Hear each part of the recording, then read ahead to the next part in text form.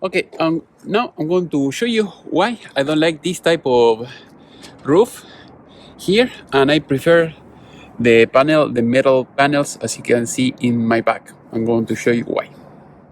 Okay, I'm going to show you, as you can see here, all these are little rocks with mud, as you can see over there, and everything is coming from here. So it's disintegrating over time and is depositing here.